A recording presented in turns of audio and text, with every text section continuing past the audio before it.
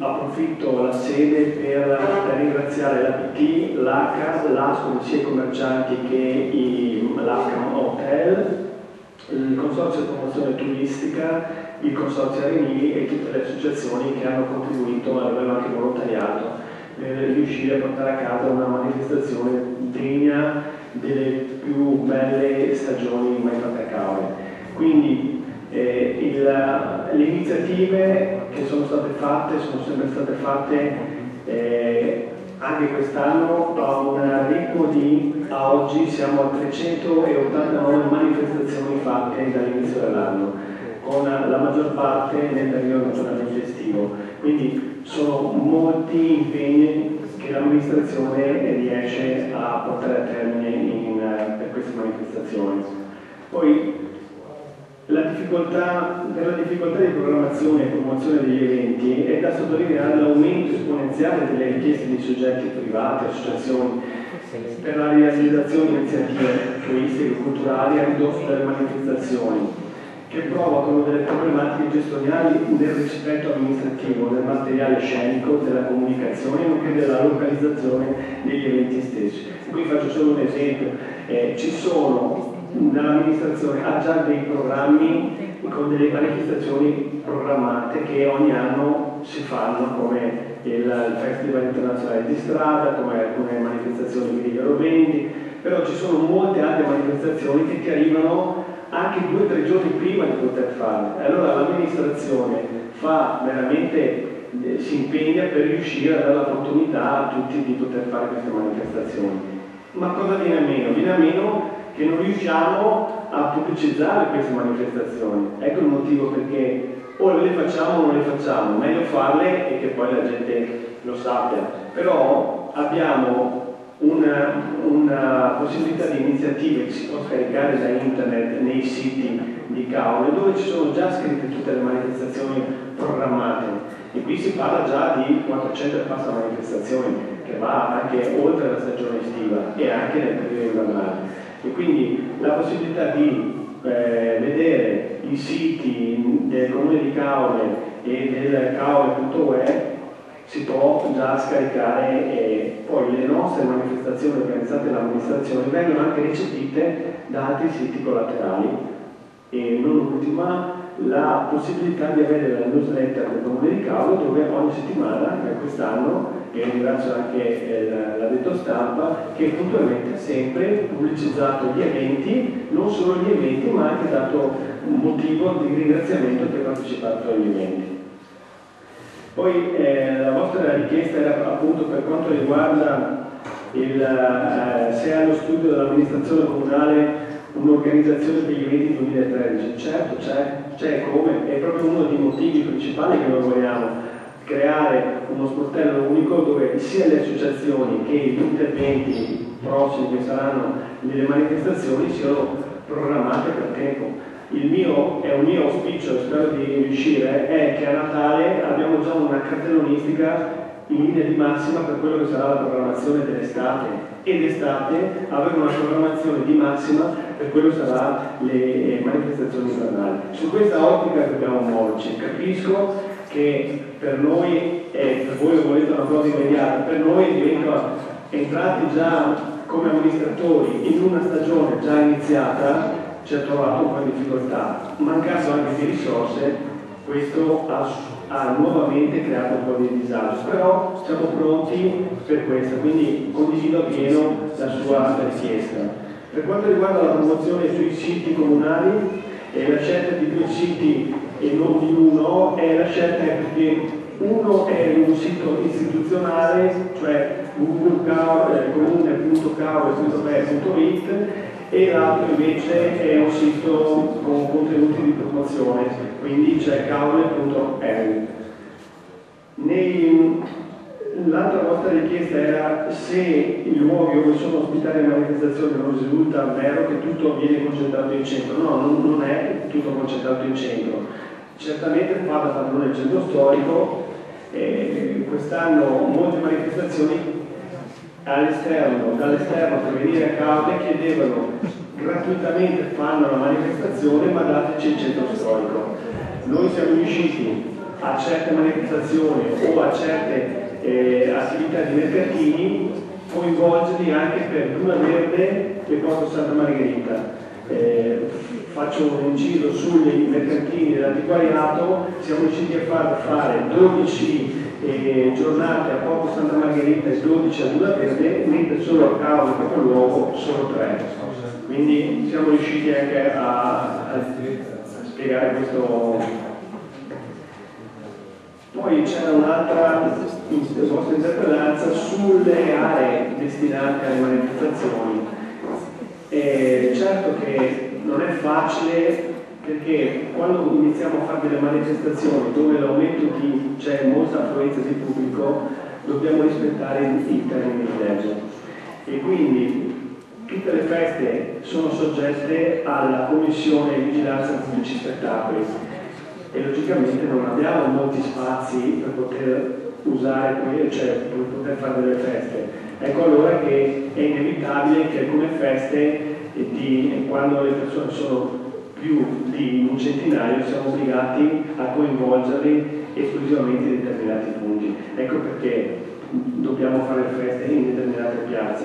Poi per quanto riguarda la spiaggia, è un palcoscenico naturale e la maggior parte di, come si diceva prima, di persone che vogliono organizzare una manifestazione te lo chiede in primis.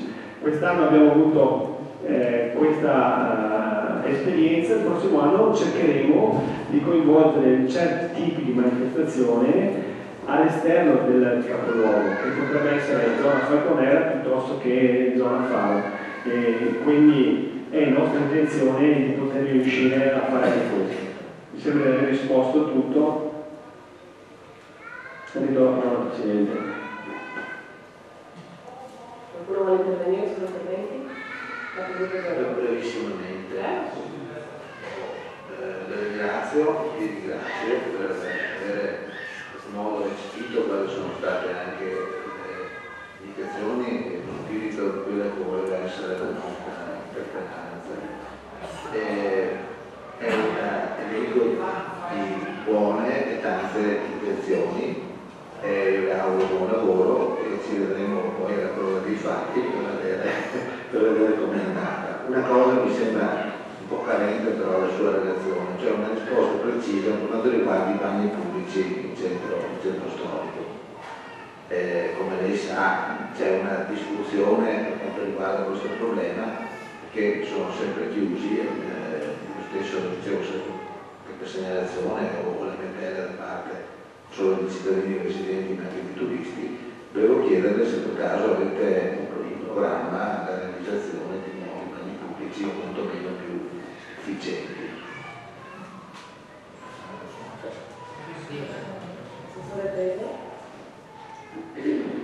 Il problema di fondo è sempre uno al momento, la risorsa economica.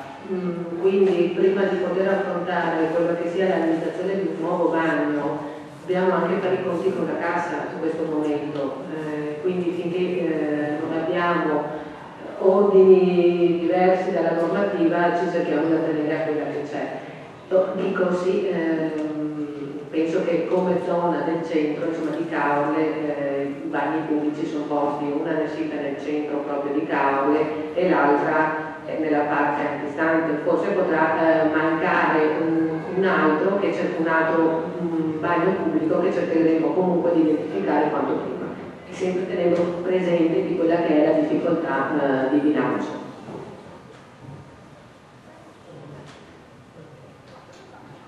Sono altri interventi, no? Diamo ora risposta all'ultima interpellanza rappresentata dalla lista civica Morin. Porto Falconero un anno dopo. Cosa ha fatto l'amministratore comunale per dare risposte ai richiedenti? In relazione a questo sì, chiedevo al capogruppo Morin, do lettura dell'ultimo punto di quello che interrogava l'interpellanza o la vuole completa? Perché abbiamo comunque un'ora, no? Presidente. La nostra, a differenza delle altre, è anche... Sì, è molto più contenuta. Visto che c'è anche un po' di pubblico, sì. È opportuno che almeno che non hanno gente della precedente seduta possano sentire Ve la rileggo, dopo comunque sa che il tempo è sempre di un'ora, quindi siamo a prossima scadenza.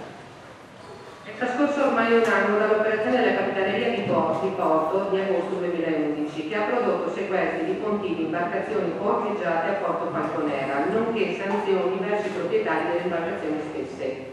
Rispondendo a un'interrogazione di Vento Nuovo, l'allora sindaco dichiarò che l'amministrazione comunale avrebbe trovato presto una soluzione per soddisfare le esigenze dei residenti proprietari di imbarcazioni utilizzate per frequentare la laguna per motivi professionali o per attività legate al tempo libero.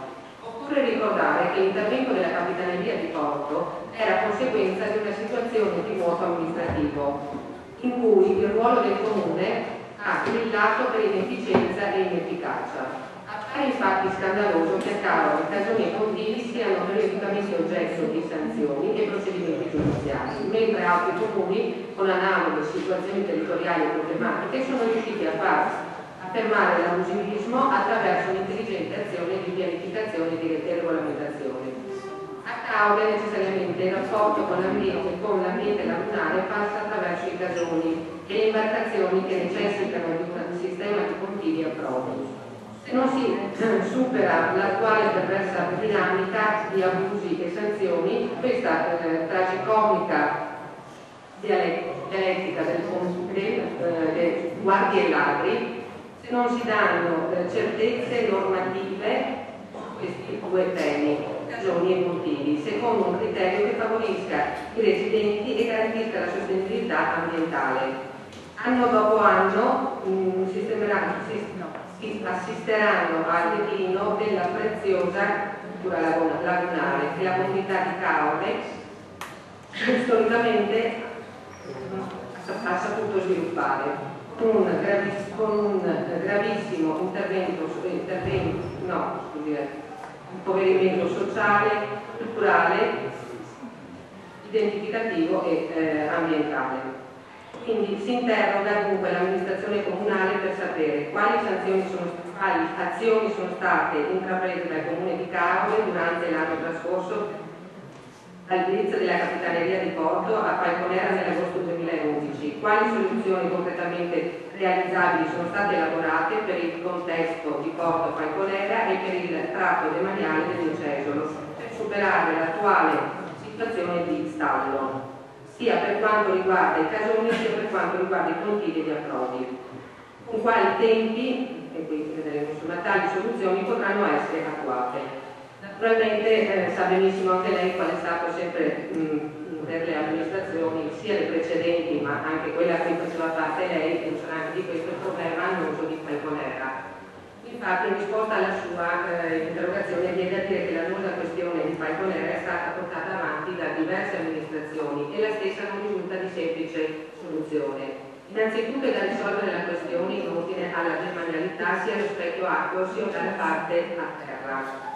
Nessun ente ad oggi si è formalmente espresso sulla titolarità e sui vincoli gravanti su quell'area. Questa amministrazione sta chiedendo proprio in questi giorni alla Capitaneria di Porto, al Genio Civile di Venezia e all'Agenzia del Demanio la concessione naturalmente con oneri finanziari a carico del Comune dello specchio acqueo, dove insistono le strutture pontili del tutto precarie e fatiscenti che costituiscono un parziale pericolo per l'incolumità pubblica. Con determina numero 111 del 28 giugno scorso, comunque, il dirigente del settore servizi tecnici ha affidato l'incarico a un tecnico che per l'esecuzione dei rilevamenti topografici e presentazione tramite modelli informatici della domanda.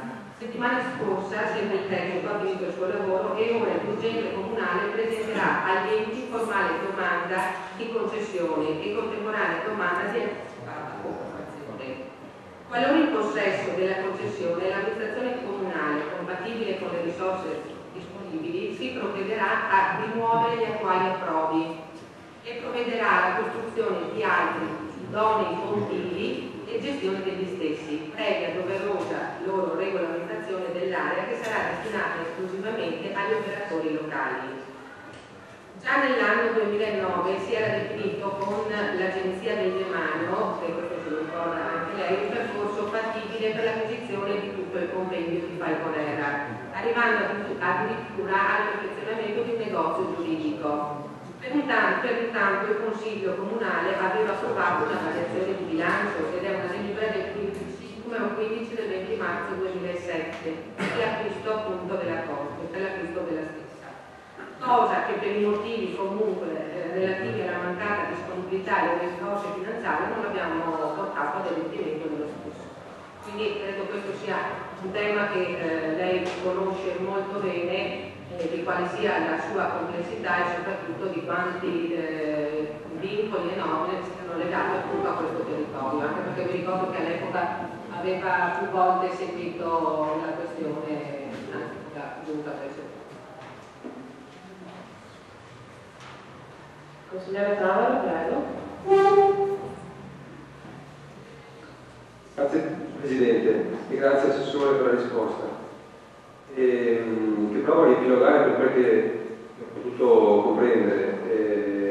Quindi succede che maggio, se non sbaglio la data, maggio c'è stato un incarico dato dal dirigente dei lavori pubblici, un incarico ad un professionista per i rilievi dell'area, parliamo della parte in acqua, in vista di una richiesta di concessione dello specchio acqueo che l'amministrazione comunale si appresta a rivolgere una richiesta alla Capitaneria di Porto e al Genio Civile Venezia. All'Agenzia del Demanio. Grazie. Ecco, 28 giugno. Quindi i tempi dovrebbero essere tempi per il raggiungimento di questo risultato, cioè della concessione che il Comune chiede, dovrebbero essere abbastanza ravvicinati, visto che sempre dalla sua risposta si arriva a sapere che da poco il professionista ha consegnato il risultato del suo lavoro. Ecco, innanzitutto posso dire che condividiamo la scelta fatta dall'amministrazione comunale di acquisire in concessione lo specchio acqueo, una gestione diretta dello stesso e quindi per la creazione di continui che verranno poi assegnati in uso secondo un regolamento che è ancora da finire, che presumibilmente passerà attraverso questo Consiglio Comunale. Un regolamento che noi auspichiamo tenda a favorire i residenti, i chiamati operatori locali, che dovrebbero avere diritto ad un'assoluta precedenza nell'utilizzo di questi posti arca che si creeranno. Quello che però vorremmo capire, e questo riguarda tanto i pontili, quindi i posti barca, quanto i casoni, quindi la parte a terra, casoni siano essi ricadenti su aree demaniali o su aree private.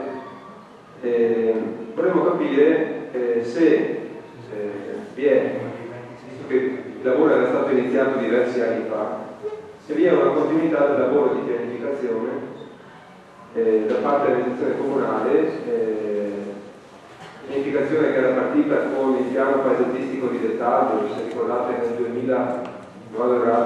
2006, l'amministrazione comunale di Cauli insieme a Regione Veneto e a Soprintendenza aveva avviato un processo di pianificazione, quello che appunto doveva portare al piano paesaggistico di dettaglio, detto anche piano dei casoni, il cui obiettivo era proprio quello di una volta per tutte mettere ordine alla questione, tanto dei casoni quanto dei posti barca, in un contesto di grande pregio paesaggistico ambientale corretto per l'umanità. Con l'obiettivo di salvaguardare la tradizione, con l'obiettivo di dare certezze normative a chi ancora si premura di tramandare e di tenere viva la tradizione dei casoni, e quindi il superamento di questa situazione che si annosa, come è stata definita, che si protrae da troppi anni, situazione di appunto assenza amministrativa, per cui chi vuole fare un casone o vuole ricostruire magari un casone preesistente, storicamente presente lungo fuga di cesio o in altri ambiti lavorali, si deve assumere il rischio di fatto di fare un abuso edilizio, con tutto quello che ne consegue. Quindi un'attività meritoria, quella di tenere in piedi i casoni, però comporta seri rischi. Infatti abbiamo visto le vicissitudini di carattere giudiziario che penso che il sindaco conosca bene, avendo svolto un ruolo professionale nell'ambito dei procedimenti giudiziari. Ecco, ben venga quindi la richiesta di concessione, però noi vorremmo anche che ci fosse dello specchio acqueo ante Porto Falconero. Noi vorremmo che ci fosse anche un completamento dell'opera di pianificazione avviato anni fa, che ancora non è stato portato in luce, non è stato presentato il risultato di questo lavoro, quindi non ha nessuna efficacia dal punto di vista normativo o pianificatorio. Vorremmo che venisse completato, e altrimenti temiamo che non sia sufficiente avere in concessione o anche avere un regolamento, perché comunque serve una destinazione, serve una previsione urbanistica per poter piantare anche un solo palo, un solo legno per ormeggiare una barca. Occorre che vi sia uno straccio di previsione urbanistica che potrebbe appunto arrivare da questo tipo di piano realistico di dettaglio o altri strumenti, potrebbe essere il piano di intervento del PAT, comunque un piano dedicato a quel tema specifico. Assessore Teso, prego. Per quanto riguardava le rispettive perplessità, è ovvio che anche noi abbiamo tutta la volontà di poter andare avanti su quello che è appunto l'incarico che abbiamo affidato e di arrivare a una conclusione, tenendo presente naturalmente di quella che è la difficoltà quando si incontrano vari enti. Quindi mi sbilancio a dire che forse in un mese o più riusciremo a concludere questo iter. Per quanto riguarda poi il riferimento che faceva lei ai pontili per uso, naturalmente noi li abbiamo definiti dati interpellanza operatori locali, è ovvio che ci intendiamo riferire ai nostri residenti comunque. Tutto il discorso dell'interpellanza forse non era stato specificato, perché si parlava forse in generale di quella che poteva essere Falconera come zona di spazio acqueo di pontili sequestrati, e si è messo su un discorso più concreto per quanto riguarda appunto i casoni che anche questi sono annosi come questione, che però anche questa amministrazione cercherà in qualche modo, e quindi passo la parola al sindaco perché stiamo cercando di studiare e di arrivare a una conclusione. Prego sindaco. Grazie Presidente. Allora, sotto il profilo giuridico dell'area, come giustamente lei ha ricordato, e tralasciando quelli che sono stati i processi degli anni 80 o addirittura di epoca precedente, risalendo al recente procedimento atto di tribunale non civile, è emerso da parte del magistrato, del giudice monocratico, che a parere di quel giudice l'area sia un'area demaniale. Se noi andiamo a vedere quelle che sono le risultanze catastali, con tutti i limiti sostanzialmente delle risultanze catastali, troviamo che parte dell'area è accatastata come demanda dello Stato ramo marino mercantile e altra parte come demanda dello Stato.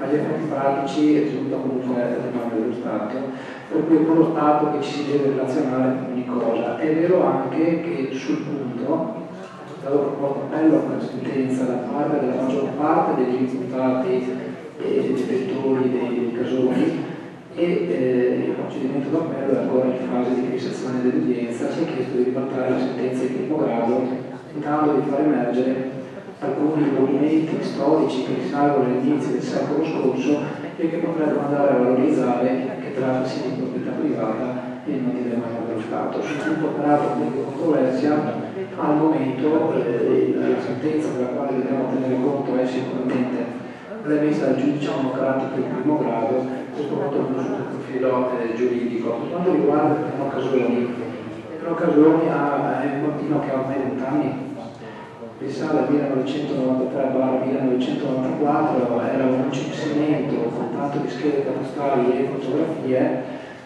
all'epoca fatto anche in maniera molto minuziosa, ma sicuramente superato, perché a distanza di 20 anni molti di quei colori non ci sono più e altri evidentemente sono anche sorti come comuni. Per cui andare a valorizzare oggi con un'approvazione di quel piano è impensabile, anche perché mai nessun comunale ha approvato quel piano, nemmeno adottato, è stata fatta solo una presa d'atto nel 1994.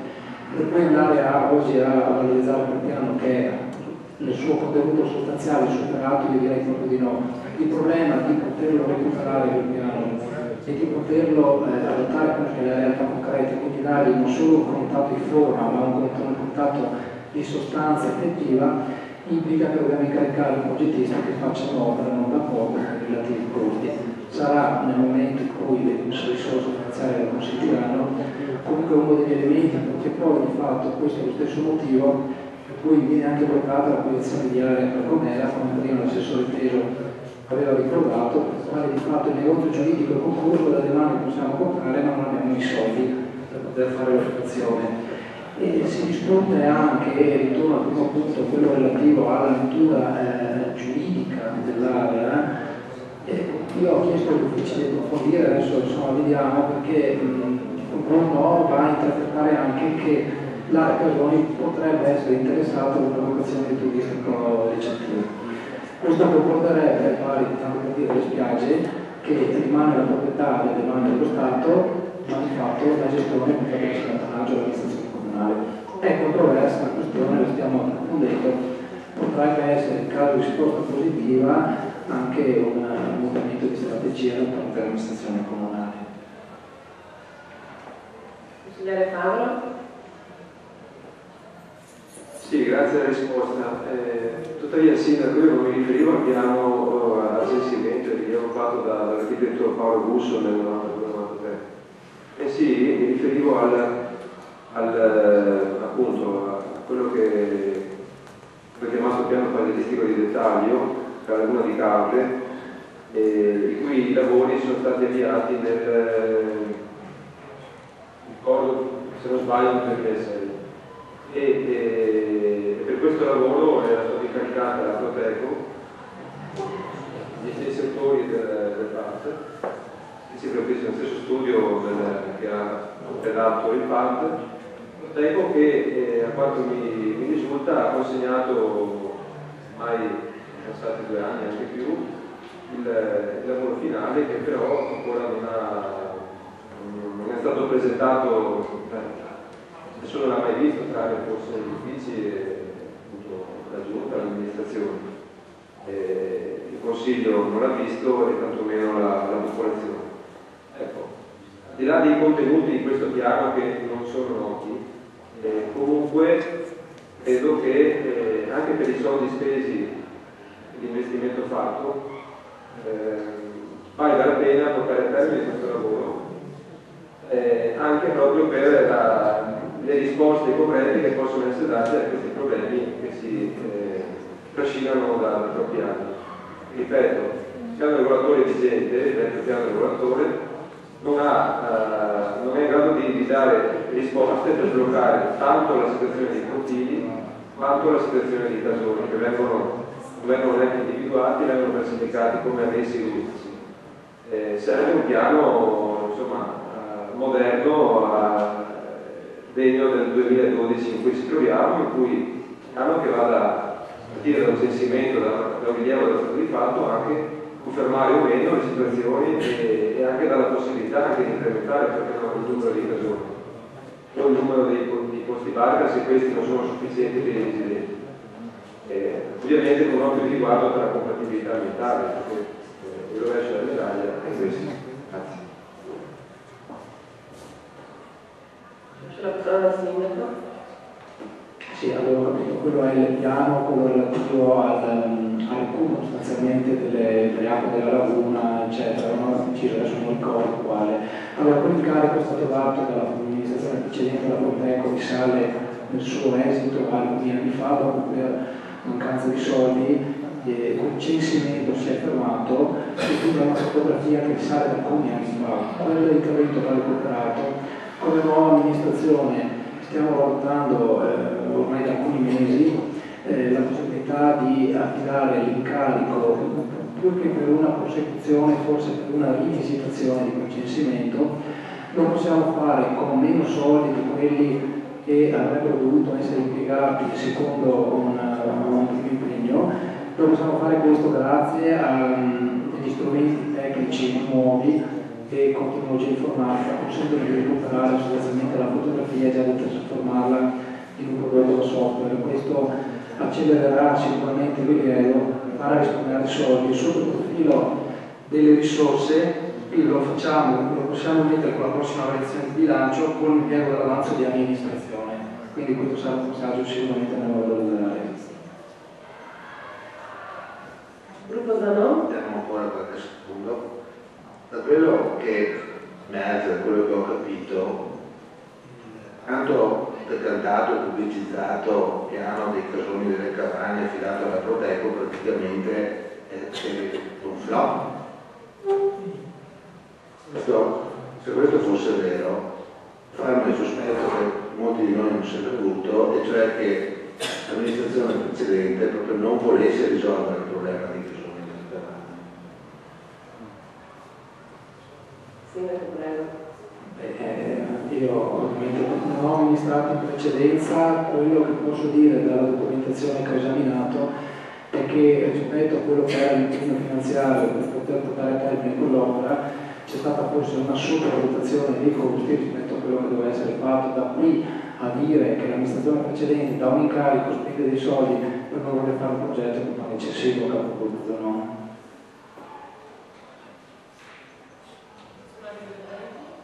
Ci sono altri interventi? Bene, passiamo al secondo punto dell'ordine del giorno. Approvazione e convenzione per la cooperazione degli enti locali partecipanti all'atto Veneto Ambientale ai sensi dell'articolo 3,3 e dell'articolo 12,1 della legge regionale 17/2012. Relazione all'assessore Genesio. Grazie.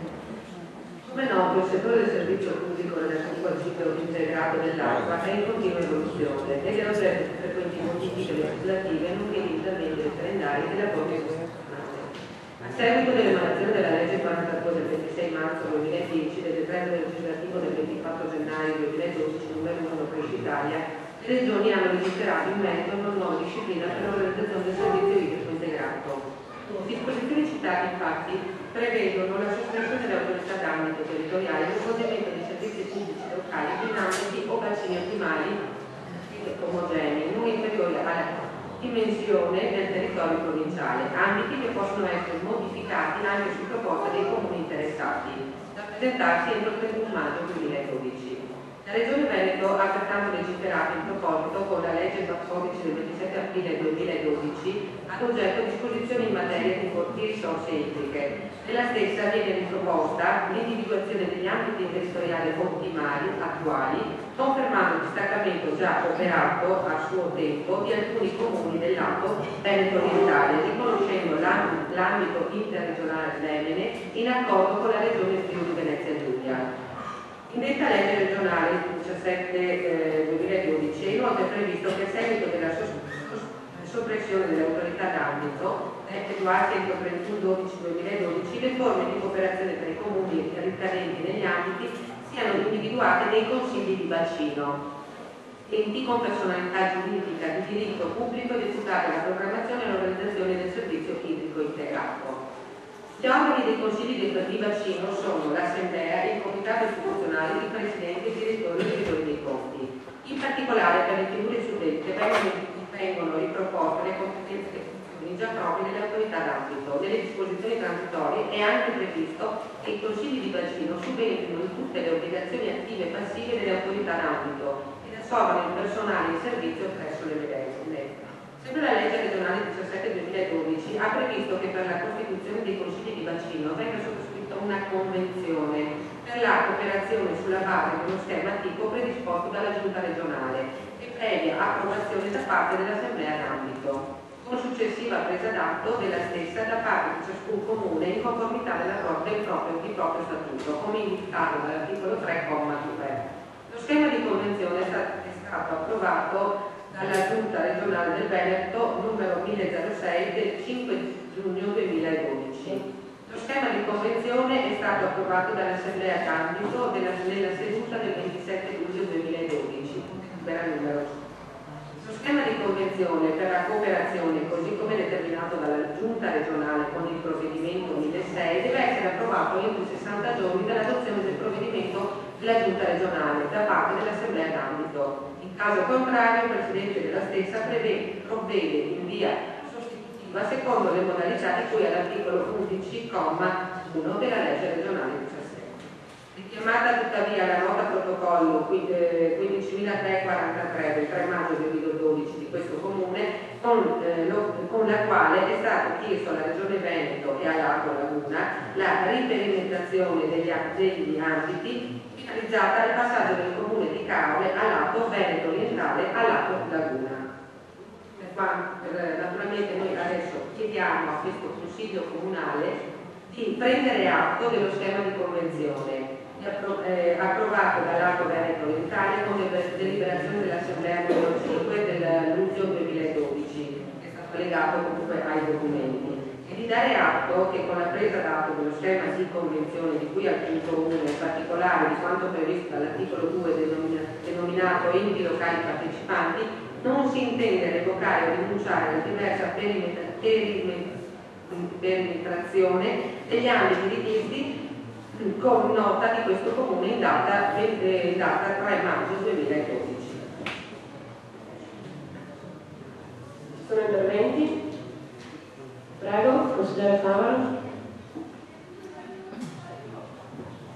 Sì, grazie Presidente. Noi scopriamo, leggendo questa delibera, che il Comune di Caore, in data 3 maggio 2012, si è chiesto, inviando una lettera alla Regione Veneto e all'Acqua Laguna, ha chiesto di una riperimetrazione degli ATO affinché il Comune di Caore passi dall'Alto Veneto Orientale all'Acqua Laguna. Acqua Laguna che è quello di Venezia, e volevo capire il motivo di questa richiesta e come mai non vi sia mai stata nessun tipo di discussione in Consiglio Comunale circa questa posizione, perché è abbastanza rilevante e soprattutto essendo che poiché riguarda i rapporti tra comune e dati enti sovraordinati, credo che sia competenza del Consiglio Comunale esprimersi in merito. Grazie. Professore Teso, prego. Questa rientra comunque nella riorganizzazione di tutti gli atti, quindi non è prevista di andare in Consiglio Comunale se non questa sera per fare il passaggio dei consorzi come sono stati definiti consigli di bacino. Naturalmente, vista la continua evoluzione anche di questa normativa, noi abbiamo scelto di poter confluire appunto con Veneto Laguna proprio perché quello che è stato proposto da quello che è l'ASI, cioè l'azienda dei servizi idrici. È stata fatta una riunione a cui abbiamo partecipato a Conechiano e appunto gli 11 comuni hanno chiesto, comuni diciamo del Veneto orientale, hanno chiesto di poter rimanere in questo tipo di consiglio di bacino. Quindi questa è stata la richiesta che è stata fatta ancora il 3 maggio e di rivedere un attimo tutta quella che era la zona definita anche nelle linee, perché lei capisce che l'ambito, detto anche alto famoso, non è che preveda solo si va nella parte alta diciamo addirittura di Conegliano, mentre noi qua abbiamo tutte le linee che sono state quasi completamente rifatte. Naturalmente tutto questo incideva anche nei costi e tutto quanto, abbiamo richiesto appunto di poter entrare in questo consiglio di bacino proprio perché noi la nostra rete è stata quasi tutta rifatta e per vantaggio anche di, oltre che economico, anche per comodità, però non a dire noi non avevamo l'obbligo di andare in consiglio comunale prima. Il consiglio comunale l'obbligo è stato detto, c'erano 60 giorni di tempo per andare in consiglio comunale ed è questa sera perché c'è il passaggio appunto da quello che era denominato ATO e adesso diventa consiglio di bacino. Una scelta che era stata fatta appunto il 3 maggio mi sembra, è stata la data. Consigliere Favaro, prego. Sì, grazie. Ho capito che non avevate l'obbligo, come d'altra parte non c'è di passare in consiglio comunale, come d'altra parte nessuno obbliga il comune di chiedere di cambiare lato. Però è legittima come richiesta, non dico che sia magari anche fondata e condivisibile. Quel che contesto è il fatto che una linea strategico-politica relativa al posizionamento del comune di Caule per quanto riguarda la gestione del ciclo integrato delle acque, un passaggio da un ambito all'altro, da un lato all'altro, è un fatto rilevante e che richiede anche un passaggio in Consiglio comunale. E diversamente via un'iniziativa la Giunta che appunto invia il 3 maggio questa richiesta alla Regione e all'Alto Laguna senza che vi sia stato un minimo di discussione o un minimo anche semplicemente di informazione del Consiglio comunale. E ancora, dalle parole che lei, dalle spiegazioni che lei ci ha fornito, Assessore, ancora non mi è chiaro il motivo di questa richiesta. Visto che l'ambito dell'ASI sicuramente ha da poco rinnovato le linee dell'acquedotto e si trova magari in situazioni diverse rispetto ad altri comuni del lato Veneto orientale. Però questo non toglie che perché si decide di andare con Venezia potrebbe essere anche una scelta andare con l'ambito interregionale del Termine, con cui magari vi sono altre affinità, tipo il fatto di attingere alla stessa risorsa idrica. Ricordo che Venezia, l'acquedotto di Venezia e i comuni che fanno parte dell'Alto Laguna attingono principalmente dalle falde di Scorzè e insomma, siccome l'Alto si occupa anche di gestione della risorsa, forse è più logico rimanere all'interno dell'Alto Veneto orientale, visto che tutto il bacino del fiume Livenza e delle falde adesso collegate, appunto risorse da cui attingere l'acquedotto di Caule, sono ricavo nell'ambito Alto Veneto orientale. Quindi questo passaggio all'altro lato non trova ancora, secondo noi, una chiara giustificazione. Assessore Steso, prego. Volevo informare il consigliere Favola che comunque non è solo il comune di Caule, sono tutti gli 11 comuni del lato Veneto orientale, ovvero Caule, Ceggia, Eraclea, Torre di Nosto, Jesolo, San Nora di Piave, Musile, Noventa, Fossata di Piave, Cestalco, Zelson di Piave, fanno attualmente parte di quello che era il Veneto orientale, quindi gli 11 comuni sono passati tutti con questa nuova che cambia effettivamente solo il nome, che è il Consiglio di Bacino alla fine.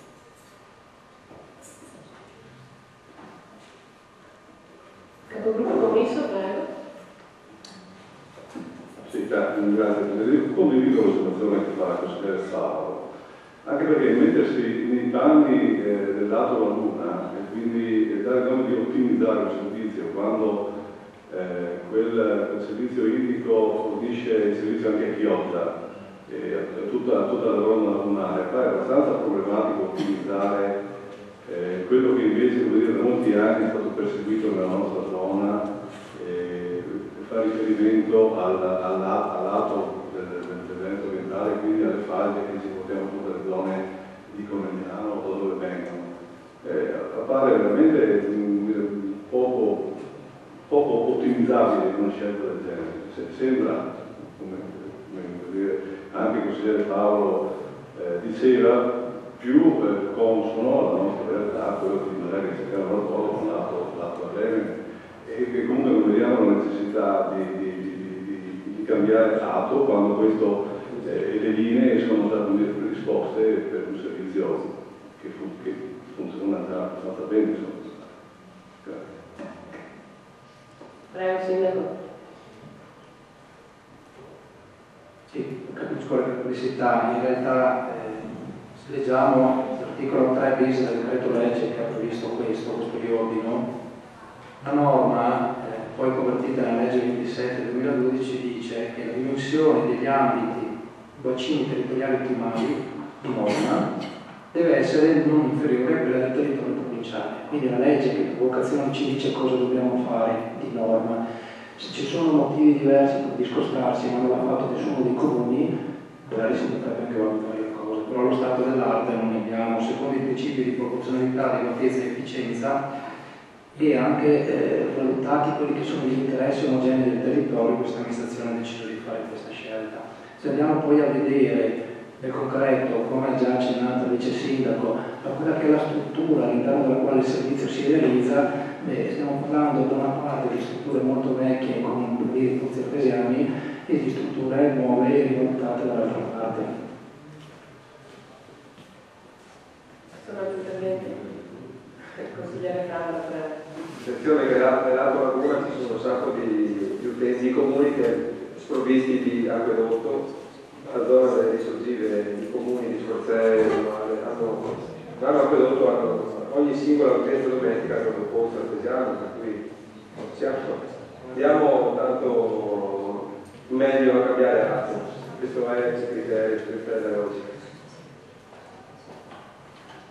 Se non ci sono altri interventi, mettiamo in votazione secondo punto l'ordine del giorno.